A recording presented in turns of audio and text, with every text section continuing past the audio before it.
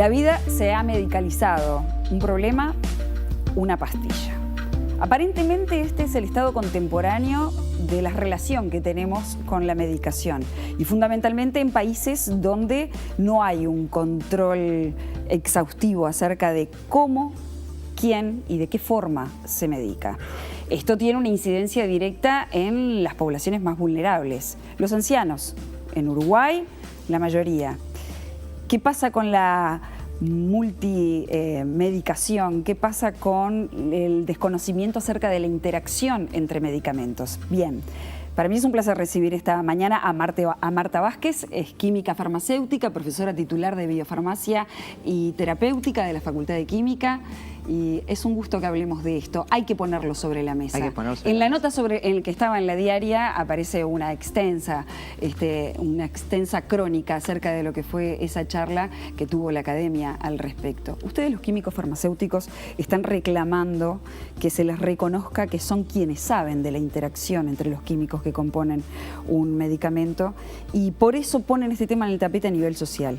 ¿A qué nos enfrentamos? ¿Cuáles son los principales problemas en Uruguay en relación a la multimedicación y la forma en que se hace? Bueno, creo que no solo en Uruguay, sino siempre lo dije y lo dije en otras notas, que es a nivel internacional esto, y no solo en los países, digamos, más pobres podemos tener problemas con los medicamentos, porque en Estados Unidos, y ya son las cifras que se dan, la tercera causa de muerte son los medicamentos. Sí, primero enfermedades cardiovasculares, cáncer y después medicamentos. O sea que si vemos en ese país ya que el tercer causa de muerte son los medicamentos, bueno, es complicado, algo que se hizo, que se elaboró, digamos, con tanta precisión para la salud de los pacientes, para la salud de todos, ya llega a ser una causa de muerte.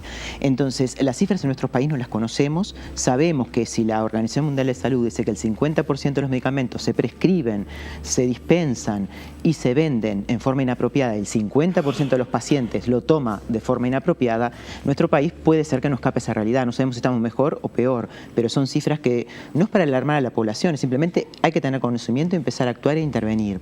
Y por eso hicimos esas jornadas, que fue la unidad de extensión, relacionamiento con el medio de la Facultad de Química, donde, bueno, yo fui una docente invitada, como otros docentes más de facultad, profesionales químicos farmacéuticos también y profesionales médicos, para hablar justamente de uso y abuso de medicamentos y para poder formar un equipo de trabajo para empezar a estudiar el tema, ver un diagnóstico de la situación actual para empezar a intervenir, porque creo que estamos todos en la misma, digamos, que queremos hacerlo y ahí comprometernos todos, ¿no? Tenemos un problema con la polimedicación, tenemos un problema con la interacción entre los componentes de una medicación y otra, porque se traduce en la vida cotidiana en que, por ejemplo, un anciano, que son los que tienen mayor cantidad de uso de medicamentos, va al médico y le dice, me duele tal cosa, tengo acidez estomacal, entonces, por ejemplo, le dan omeprazol.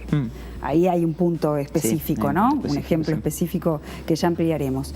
Y después, ese mismo anciano tiene otras variables, como por ejemplo, que utiliza determinada medicina vegetal, utiliza determinados yuyos en su mate o en sus té, que pueden tener una interacción directa, que no notifican un 85% a su médico acerca de lo que está consumiendo aparte y que puede generar una reacción adversa incluso en el uso de un medicamento. Y también con medicamentos que van dando distintos especialistas según la patología, pero parece no haber un cerebro coordinador y que pueda estar evaluando la interacción entre esos medicamentos.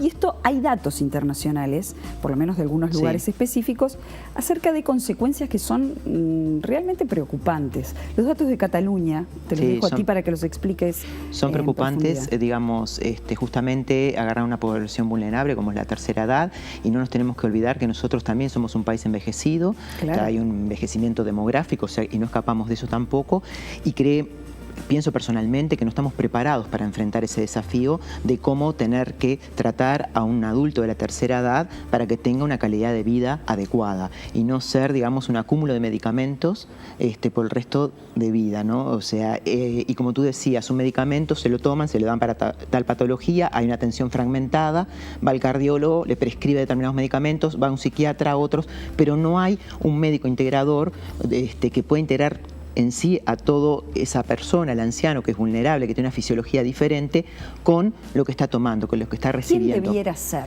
Geriatría, ese problema, lo que pasa es que no hay muchos geriatras, pero geriatría justamente es el médico capaz de ver todo el panorama, de saber fisiológicamente cómo llegamos a la tercera edad, qué nos pasa a nivel renal, a nivel hepático, a nivel cognitivo, ¿sí? Y para poder prescribir y ver qué medicamentos no tendría que usar un anciano. Por ejemplo, las benzodiazepinas un anciano no las tendría que usar, ¿tá? O sea, un diazepam, por ejemplo, no lo tendría que estar usando. Se lo da de noche para dormir, al otro día se levanta, como dicen los geriatras, se levanta con somnolencia, se cae, fractura de cadera. Ahí están los datos de Cataluña que me parecen sumamente interesantes. Sí, son altos los datos. Los catalanes hablan de que de 5.100 fracturas que tienen al año de fémur, 1.100 son producidas precisamente por un problema de interacción entre los medicamentos.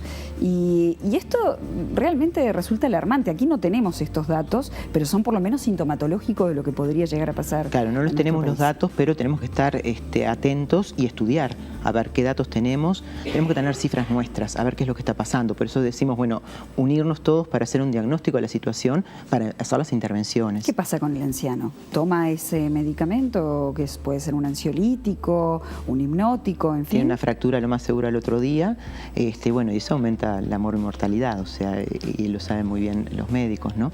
Los geriatras. Entonces, eso puede ser un problema. ¿Qué pasa con nuestro sistema de salud y la política de medicación? Es decir, uno tiende a pensar que está librado a al buen criterio de cada especialista, que quizás específicamente sí esté. Claro que sí, pero... el tema es que cuando conecta con el resto de la medicación que está tomando el anciano, ¿hay una hipermedicación en Uruguay? Sí, creo que sí. Al menos estudios que hemos hecho hace 2 años o 3, había un promedio en el adulto mayor de 11 fármacos por persona, la media. Eso es bastante, puede estar bien o puede estar... ¿Eso es mucho o es poco en relación a la media mundial, por ejemplo? No, o sea, más o menos creo que se da a nivel de muchos países, que la media sea alta de medicamentos. Obviamente, un anciano tiene más patologías y obviamente va a haber una polimedicación. Hay que ver si toda esa medicación es la adecuada para la que está usando. Nosotros hemos tenido un anciano que tenía 24 medicamentos, estaba recibiendo. 24 medicamentos por día. Y 24 medicamentos por día, ninguna cabeza puede pensar que es lo adecuado. Claro. No le daba la problema con la medicación y también con el retiro de la medicación. Sí, porque primero, tú hablaste también de los ansiolíticos, lo que sería todas las benzodiazepinas, el diazepam, no se pueden dejar un día para otro. Es lo que se le llama como un destete de la medicación. Hay que dejarlo paulatinamente, y a veces lleva como 1 año o más dejarlo. Claro. Pero lo tiene que dejar paulatinamente, pues si lo deja de un día para otro, empieza a sentir otra vez la ansiedad y vuelve otra vez a la medicación. Entonces hay que dejarlo, es lo que se llama desprescripción de la medicación, hay que dejarlo paulatinamente. Ahora, hay algunos medicamentos, eso podría controlarse quizás con los medicamentos que tienen receta. Se termina la receta, se termina el medicamento, no hay una nueva receta y ahí como que de forma práctica se podría estar dando el retiro de la medicación. Ahora, en el caso del omeprazol, que es de venta libre, en ese caso que las personas le usan como un protector gástrico, generalmente asociado al uso de mucha medicación también, lo que sucede es que eso se puede acceder libremente, ¿no? Entonces, uno siente una determinada acidez o no sé qué, y dice, bueno, si me funcionó para esto, puedo seguirlo tomando. Sin embargo, los efectos a la larga pueden ser contraproducentes. Sí, claro que sí. O sea, el omeprazol es un caso que dijiste y me parece un buen ejemplo de que primero lo tendría que saber o prescribir un gastroenterólogo, porque realmente el omeprazol está, como tú dijiste, para inhibición de la acidez. Entonces, es el gastroenterólogo el que sabe si eso puede traer un problema, si puede tener el paciente una úlcera gástrica, y lo peor que se va a la farmacia, se toma omeprazol y quizás el paciente siga el resto de su vida con omeprazol durante años. Tomando omeprazol cuando no es necesario y que puede traer otros trastornos. Obviamente el omeprazol trae niveles bajos de magnesio en sangre, puede tener problemas de calcio, como tú lo dijiste, y las fracturas. Entonces, si a la larga un paciente está tomando muchos años omeprazol, no está bueno para su salud y eso lo tiene que saber. Hay quienes afirman que nos estamos acercando a una era preantibiótica. Sí, ahora pasaste al tema de los antibióticos. Sí, porque se están prescribiendo, tomando antibióticos. Vas a la farmacia a comprarse un antibiótico porque te duele la garganta y no sabes si eso es bacteriano. Puede ser una viral y el antibiótico está mal prescrito. Capaz que lo autoconsume el paciente, va a la farmacia, lo toma y sigue tomando. Capaz que toma 3 días. Y lo peor que se va generando resistencia. Y ya no es un problema del paciente, sino de la comunidad. Lo está afectando a todos.